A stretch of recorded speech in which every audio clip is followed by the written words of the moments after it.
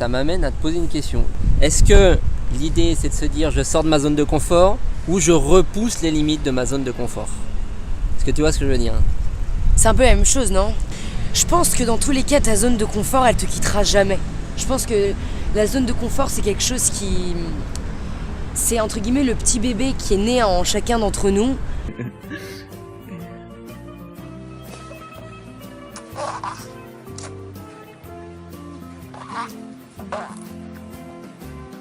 Qu'on a tous. Et heureusement que notre zone de confort est très différente d'une personne à une autre. Ce que je pense, c'est qu'on a tous envie d'avoir cette adrénaline un peu différente, de se sentir vivant. Et sentir vivant, c'est pas rester justement dans cette... c'est pas de se contenter de ce qu'on a, de ce qu'on connaît. Et après, il y a certaines personnes qui en ont peur, d'autres qui vont se lancer, d'autres qui vont pas forcément sortir de leur zone de confort, mais qui vont créer des projets un peu différents, tout en ayant un pied dedans, parce qu'elles auront peur de mettre les deux pieds ailleurs. Ouais. Je pense que ça dépend de chaque personne. Et il faut sortir de sa zone de confort comme on peut... merci. Comme on en a envie. Parce que faut pas être brutal. Parce qu'il y a des gens, justement, ils vont se dire « Attends, mais moi, je serais incapable de faire ceci. Je serais incapable de faire cela. Je pourrais jamais faire comme Mireille, Jean-Jacques, Abdel ou tout ce qu'on veut faire. » Et je pense que le plus important, c'est de se dire « Ok, il faut arrêter déjà de se comparer. » Parce que on entend toujours ce genre de truc, quoi. Ça, on entend toujours... Bah oui, mais un tel a fait ça. Un tel a fait ça. Il faut que tu sortes un peu de ton boulot, métro, dodo. Non mais t'es mignon, ma cocotte. Hein. Mais moi, j'ai mes impôts à payer, mon loyer à faire, ma femme, mes enfants, mes trucs. Le mec, il est bloqué. Il est bloqué, donc c'est facile à dire. Sors de ta zone de confort, écoute-toi, machin.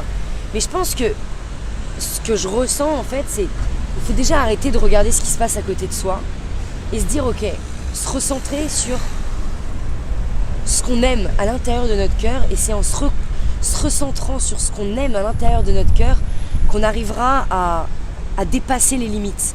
Et naturellement, sans se comparer, sans aller regarder l'assiette du voisin et ce que fait l'autre, on arrivera, sans s'en rendre compte, à sortir de notre zone de confort. Mais naturellement. C'est ça, ouais. En fait, hyper naturellement.